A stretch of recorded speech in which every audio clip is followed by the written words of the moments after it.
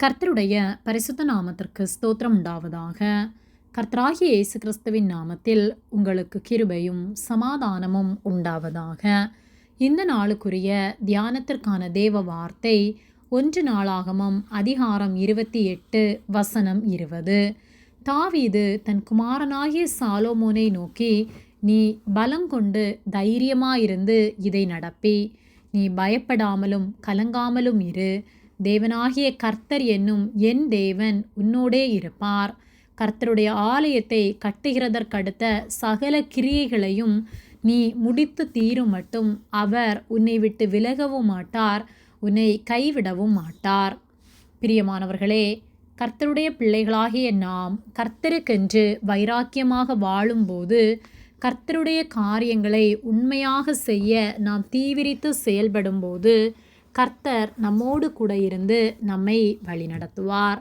1 நாளாகமம் 28:20 தாவீது தன் குமாரனாகிய சாலோமோனை நோக்கி, நீ பலங்கொண்டு தைரியமாயிருந்து இதை நடப்பி, நீ பயப்படாமலும் கலங்காமலும் இரு.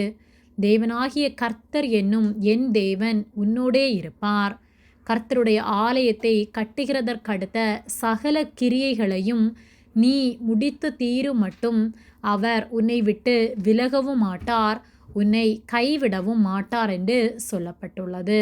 தாவீது தன் குமாரனாகிய சாலோமோனிடத்திலே, நீ கர்த்தருடைய ஆலயத்தை கட்டுவதற்கு கர்த்தர் உனக்கு துணையாக இருந்து உன்னை கைவிடாமல், உன்னை விட்டு விலகாமல், உன்னை காத்து நடத்தி அவர் உன்னோடு கூட இருந்து ஆலயத்தை கட்டி தீரும் மட்டும் உன்னை வழி நடத்துவார் என்று சொல்லுவதை நம்மால் அறிய முடிகிறது.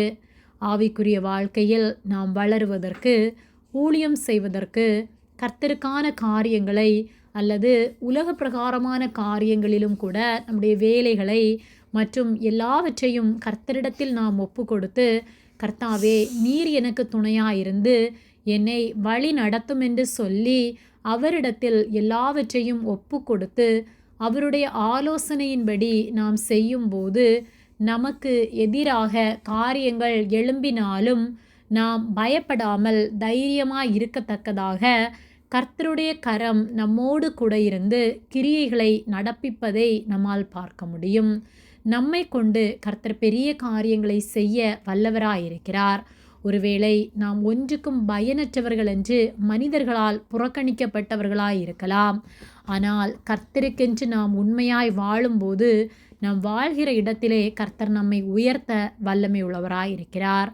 அவர் நம்மை ஆசீர்வதித்து நம்மை காத்து நடத்துவார்.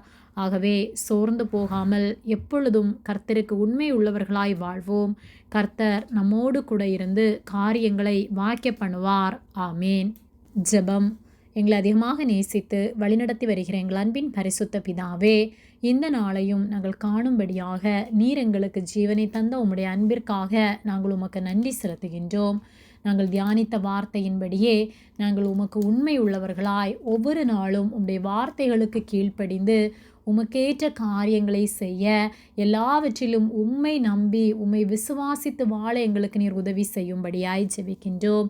எங்களுக்கு தைரியமாய் எங்களோடு கூட இருந்து நீர் எங்களை வழிநடத்துவதற்காக நன்றி செலுத்துகின்றோம். எங்களை விட்டு விலகாமல், எங்களை கைவிடாமல் நீர் காத்து நடத்துவதற்காக நன்றி செலுத்துகின்றோம்.